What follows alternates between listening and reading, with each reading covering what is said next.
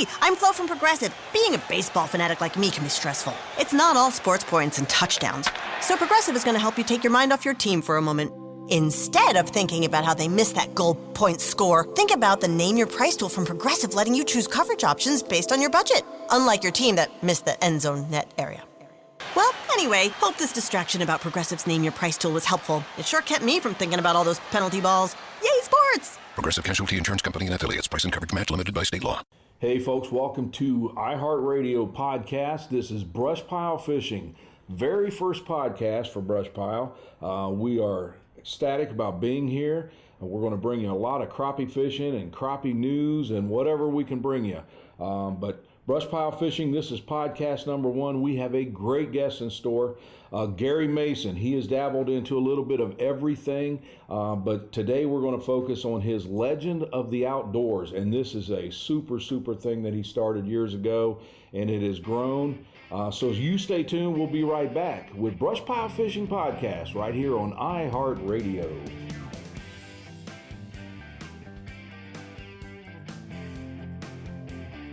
Hey folks, welcome back to iHeartRadio's BrushPile Fishing here on the podcast. And right now with us from good old Tennessee, Paris, Tennessee, is Garry Mason. Garry, how are we doing this morning? Man, I'm doing great, Russ. Good morning to you. And boy, it's a pretty day here in Northwest Tennessee, right here on Kentucky Lake. I'll tell you what, I've had the pleasure of being down there several times, and you're right, man. You talk about a beautiful, beautiful area of the country. You guys are truly blessed down there, and you get to see that every single day. Oh, absolutely. I tell people when the scenery on your office walls changes every day, God's got to be your architect, and he certainly is our architect here on Kentucky Lake. Absolutely, buddy. Garry, we're going to get into the Legends of the Outdoors, but real quick, I want to talk briefly about you just come back from the National Collegiate Bass Fishing Championship. You're the coach of Bethel University, and another super finish for your team. Oh, thank you, Russ. Yeah, we finished number 1 again for the Bassmasters Collegiate National Championship. That's the second year in a row that we've won that. We've also won the Bass Pro Shops Boat U.S. National Championship 2 years in a row, and been School of the Year for them last year and Team of the Year for Bassmasters this year. And this makes the 8th national championship that Bethel University's bass team has won since I started that program in 2009. I believe we would call that a dynasty, Garry.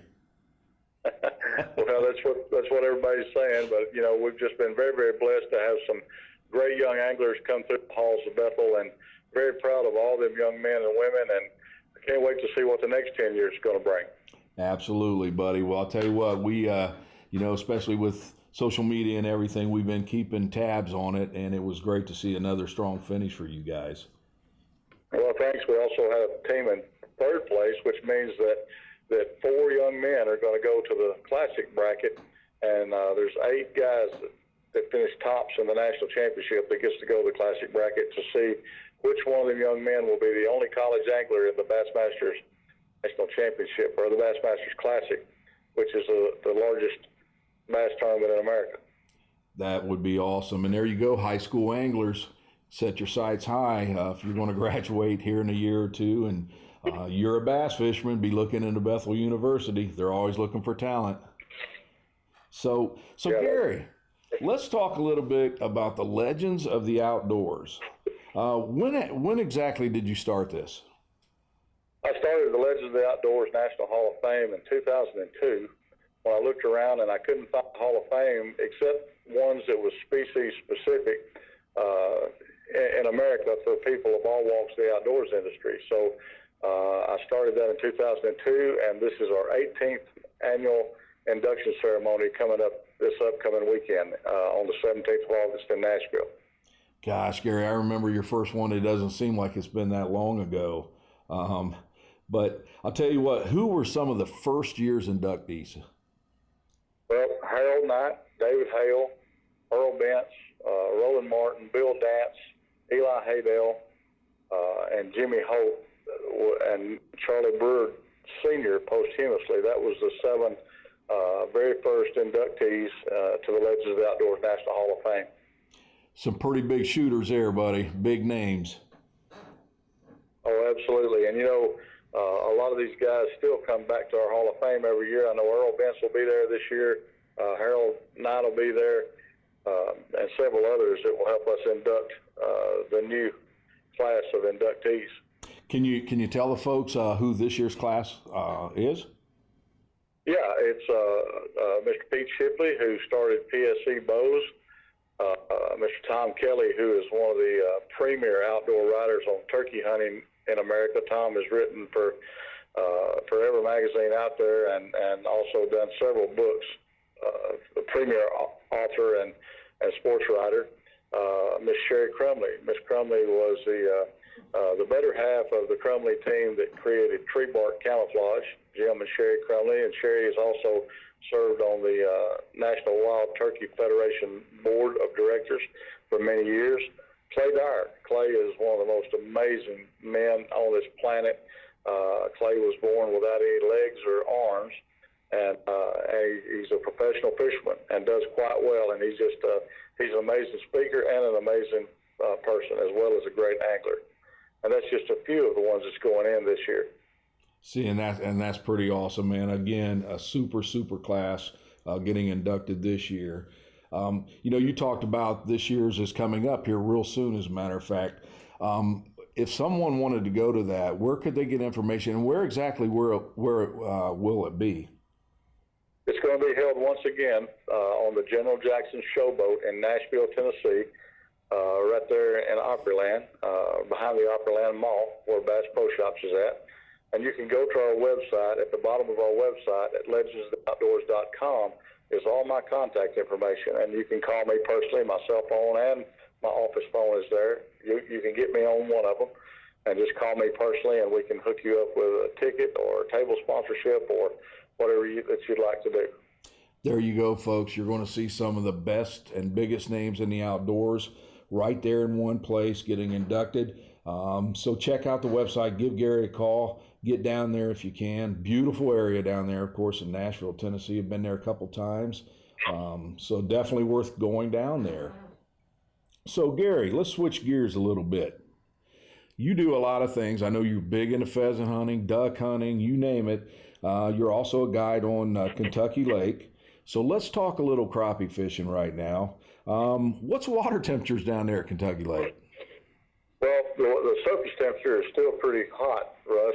However, right now what's happening is the lake is starting to go into its fall pattern, and a foot and a half underneath the water surface, the water temperature drops pretty extreme.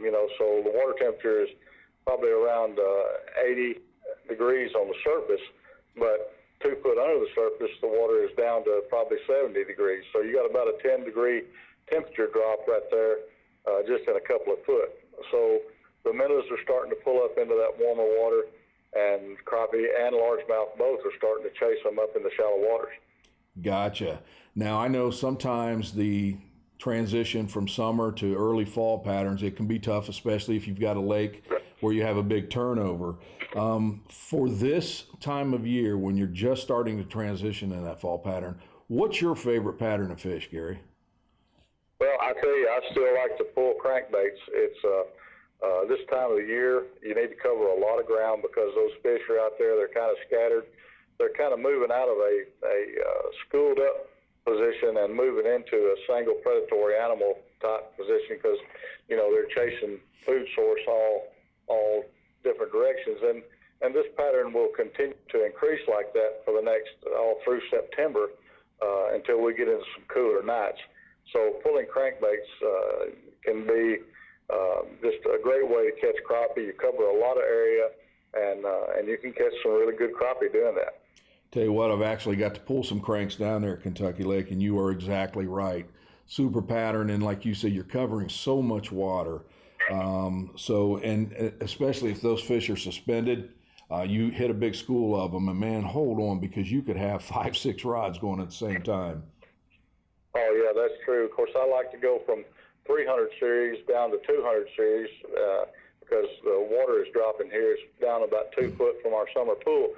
And those are the things that you've got to remember when you're going to fish Kentucky Lake. But, getting up on those flats or around the edges of the flats, just where they start to drop off, can be a great pattern and can put you into the category of having something good for supper tonight.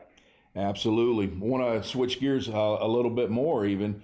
Stay on Kentucky Lake, but as many lakes in the country, seems like we have had some problems or some issues with the Asian carp down there. How's that situation going now? Well, everybody's talking about it. Man seems to have the ability to mess things up every time we get a chance, and we've done a good job of it. But we do have a lot of Asian carp here, and we're battling the problem right now. Our commercial fishermen are helping out by catching as many of them as they can each and every day. We're creating commercial markets for the fish, where the ones that are caught are utilized and not just destroyed. But it is an ongoing problem, and it's going to be an ongoing problem all across the nation with any lake, stream, or reservoir that touches the Mississippi River where these fish first appeared. But once again, our fishery is still in great shape. A lot of great bass fishing, bluegill fishing, and crappie fishing here on Kentucky Lake. Some of the things that people need to do is, change their patterns, change their techniques a little bit, and get out and still find the fish, and quit letting everybody make them believe that the fishing is no good here or in another reservoir anymore just because of these carp. The fishing is still good here. Absolutely, and we've seen some good stringers come in some of the tournaments there this year, so that adds to what you're saying too. So again, Gary, I appreciate you joining us today, but one more time, can you tell the folks how to find out more about Legends of the Outdoors? Yeah, you can go to legendsoftheoutdoors.com, and down at the bottom of the page is my cell phone number and my office number, as well as my email address. So that's 3 ways that you can get in touch with me. I am in and out of the office because I'm holding the high school national Bassmasters Championship here on Kentucky Lake the next 3 days, but you can get a hold of me on my cell phone, which is right there. We'll be glad to hook you up with whatever you need. All right, Gary, again, want to thank you for joining us here at BrushPile Fishing on our podcast, buddy, and you have a super, super day. Thank you so much, Russ, and y'all have a great day, and go fishing. All right, thank you, Gary. All right, folks, right now we're going to switch gears a little bit. We're going to do a little fishing area report. Gary filled you in on Kentucky Lake. He likes pulling those crankbaits. He was saying the 200 and 300 series, those are the bandits. And here in Ohio right now, same thing. We've got really hot water. As a matter of fact, I was on St. Mary's the other day, took some temperature readings. Surface temperature was about 84 degrees because we're a super shallow lake. But Ohio does offer some super summertime fishing, and my pick right now would be Delaware Lake. I got to speak with a good buddy I went to school with, Eric Wright, and Eric was there over the weekend catching fish in 14 foot of water. He was actually single pole fishing, and I got to put a plug in here. He was using the Russ Bailey Signature Series by B&M, so I had to throw that in. But him and his wife actually went, and they sent me some photos and really, really nice fish. They're fishing some flats, and there's a few humps in Delaware. Pretty easy to find if you got a depth finder and a good map. So Delaware would be a good choice for summer fishing here in Ohio. And before we end things, folks, I want to do one little section here. We're going to give you a little tournament update across the country, starting with the American Crappie Trail. They have a tournament coming up September 13th and 14th on the Ouachita River in Louisiana. For more information on that, AmericanCrappieTrail.com. How about the Crappie Masters? They've got a couple tournaments coming up. First of all, on August 17th at Truman Lake. This will be the final leg of the Missouri Championship. And then on August 30th and 31 on Truman Lake, they will have their ultimate one-pole challenge. You can get more information for Crappie Masters at crappiemasters.net. And now, some of the clubs. And folks, we talk, about the big national tournament trails, but I'll tell you what, even if you're just starting tournament fishing, these smaller club trails are the way to go. Lower entry fees, they still have some good payouts. You get to meet the guys in the club, you get to be friends with them, and they're going to give you information. If you have a bad day on the water and some teams have done well, they're going to tell you what they did. They may not tell you the exact spot, but they're going to tell you can, add to your crappie fishing skills by joining one of these clubs. And we'll start with the Northeast Ohio Crappie Club. They've got a tournament coming up September 14th on Shenango, which is in Pennsylvania. For more information, northeastohiocrappieclub.com. Switching gears again, going down south to Mississippi, the Magnolia Crappie Club. They've got a tournament coming up August 23rd and 24th on Ross Barnett, Mississippi. MagnoliaCrappieClub.com for more information. And I can tell you, folks, I've got to fish Ross Barnett a couple of times, and with Brad Taylor, as a matter of fact, down there, and that is one super lake. I know this spring, even with the heavy rains, they had some outstanding stringers weighed in. How about your Twin Lakes Crappie Club? They are going to have a tournament September 21st. It's an open tournament. You can fish anywhere. For more information, you can go to Twin Lakes Crappie Club on Facebook. And our last trail update, we're going to look at the Kentucky Crappie Trail.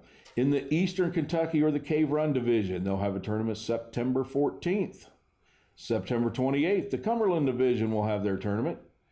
And on September 7th, on Rough River Nolan Division, they'll have their tournament, with the tournament being on the Taylorville Division on September 21st. And you can get more on the Kentucky Crappie Trail at KentuckyCrappieTrail.com or on Facebook. Folks, if you belong to a club or another trail that we don't know about and you'd like your information here on our podcast, just email me at russbailey24@gmail.com and we'll see what we can do about getting that on there. So again, folks, I want to thank Garry Mason, our guest today. This was our very first podcast for BrushPile Fishing here on iHeartRadio. It's been a pleasure. Anytime I get to talk a little crappie fishing and talk with some of the best anglers and sportsmen across the country, it's always a privilege to me. So you stay tuned. We'll be back with our weekly podcast next week, BrushPile Fishing. And folks, if you've never watched our show, we definitely invite you to watch it. You can check us out on Facebook, BrushPile Fishing, or go to our website, which is brushpilefishing.com.